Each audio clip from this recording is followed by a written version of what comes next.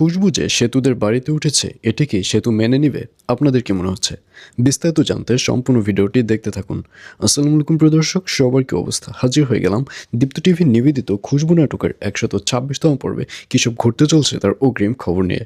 Alright, এই পর্বটি আরও বেশি ইন্টারেস্টিং হতে চলছে, কারণ অবশেষে খুশবুকে দেখা যাবে তাকে আলম সেতুদের বাড়িতে নিয়ে উঠবে এবং এক পর্যায়ে এই ব্যাপারটি আমজাদ কিছুতেই মেনে নিতে পারবে না এবং সে সেতুকে ফোন করবে।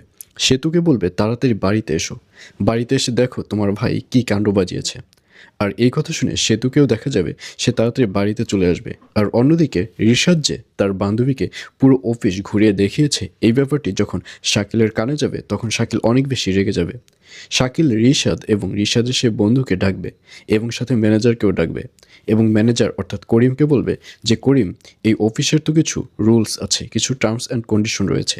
বাইরের একটা লোককে যে অফিসে ঢোকানো হয়েছে এবং সে যে অফিসের সব কিছু জেনে গেল, অফিসের সব কিছু দেখে ফেললো, সে যদি আমাদের অফিসের কোনো কিছু কপি করে তার মতো করে ফ্যাক্টরি করে, এর দায়ভার কে নিবে?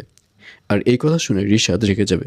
রিশাদ বলবে, শাকিল ভাই, আপনি ভুলে যাবেন না যে এটা শুধু আপনার একার অফিস না, এটা কিন্তু আমার অফিস। সুতরাং ও বাইরের কোনো লোক না, ও হচ্ছে আমার গেস্ট। এইসব বলতে দেখা যাবে রিশাদকে। আর এছাড়াও থাকবে আশ্চর্য সকল ঘটনা। সুতরাং সবাইকে খুশবু নাটকের ১২৬তম পর্ব দেখার আমন্ত্রণ রইল।